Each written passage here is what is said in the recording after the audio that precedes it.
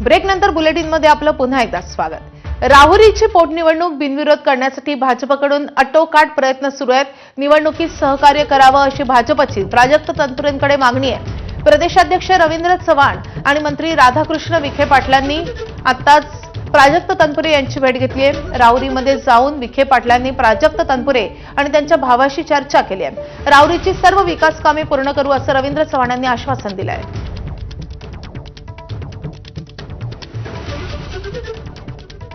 तर भाजपच्या या शिष्टाईनंतर स्वतः प्राजक्त तनपुरे बोलतात। आपण थेट जाऊयात। जी लढवायची होती त्यावरती त्यांनी सर्व मुद्द्याला अत्यंत सकारात्मक प्रतिसाद दिलेला आहे।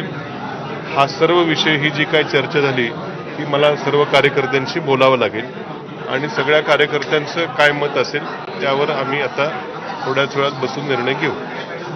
काय एका विधान परिषदेची चर्चा होती आपण असं काही विषय नाही काय। विधान परिषद अजून जिल्हा परिषदेच्या निवडणुका व्हायच्या, त्याला कधी होईल, वर्षांनी होईल, 2 वर्षांनी होईल। आज जो विषय आहे तो या राहुरी विधानसभा मतदारसंघाचा आहे।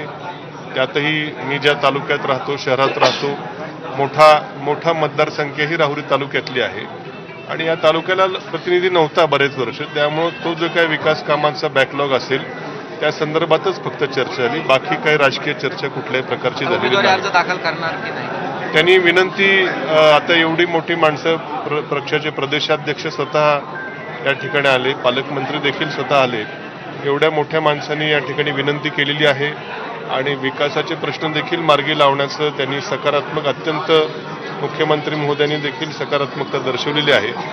या सगळ्या बाबी मला माझ्या कार्यकर्त्यांची चर्चा करावी लागेल।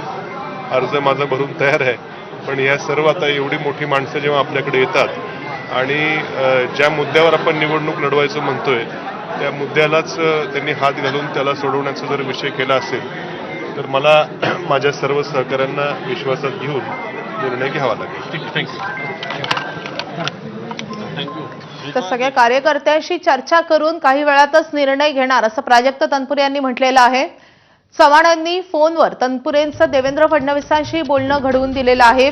ज्या मुद्द्यावर मी निवडणूक लढवू इच्छित आहे त्याच मुद्द्यांना भाजपनं हात घातलेला आहे आणि त्या सगळ्या गोष्टींची पूर्तता आम्ही करू किंवा विकास कामं आम्ही मार्गी लावू असं आश्वासनही भाजपनं दिल्याचं प्राजक्त तनपुरे यांनी म्हटलंय। माजी मंत्री प्राजक्त तनपुरे हे अर्ज भरणार की नाही यावरून प्रचंड जे आहे चर्चा रंगलेली होती। मात्र आता थेट भाजपचे प्रदेशाध्यक्ष रवींद्र चव्हाण त्याचबरोबर पालकमंत्री राधाकृष्ण विखे हे त्यांच्या भेटीला आले होते। थेट त्यांच्याशी बोलणार आहोत।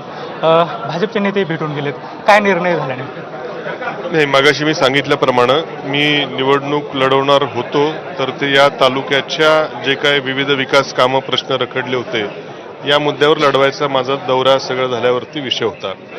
आज स्वतः प्रदेशाध्यक्ष असतील, या जिल्ह्याचे पालकमंत्री असतील, ते त्यांच्या उमेदवारांचा अर्ज भरण्याकरता आज राहुरीमध्ये आलेले आहेत। तर येता येता त्यांनी माझी या ठिकाणी कार्यालयामध्ये येऊन भेट घेतली, मला विनंती त्यांनी केलेली आहे आणि शिवाजीराव कर्डिलेंच्या निधनानंतर त्यांच्या मुलाला जी काय सहानुभूती दाखवावी आणि त्यांना आपण ही निवडणूक सोडावी अशी विनंती केली आहे।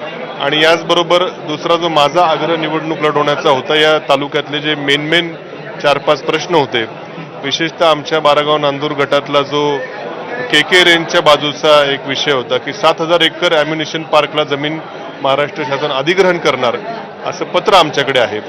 त्या बाबतीत मात्र त्यांनी अत्यंत सकारात्मकपणे आम्ही अशी कुठली जमीन घेणार नाही असं आश्वासित केलेलं आहे।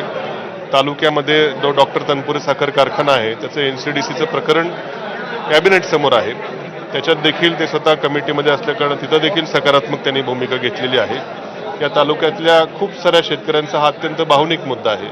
त्याचबरोबर नगर परिषदला रस्त्याच्या कामासाठी देखील म्हटलं आम्हाला तोही देखील विषय आहे।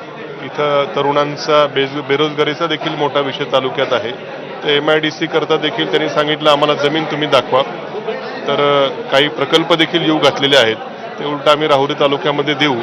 जमीन साधारणपणे कुठं उपलब्ध होईल तर आम्ही निश्चितपणे ती देखील देऊ असं देखील आश्वासित केलंय। त्यामुळे ह्या तालुक्याच्या अस्मितेचे जे विषय आहेत त्या बाबतीत त्यांनी सकारात्मकता दाखवलेली आहे। तरी देखील एकदा आमच्या सर्व कार्यकर्त्यांची मला ही भूमिका सांगावी लागेल। शेवटी आमचं सगळं हे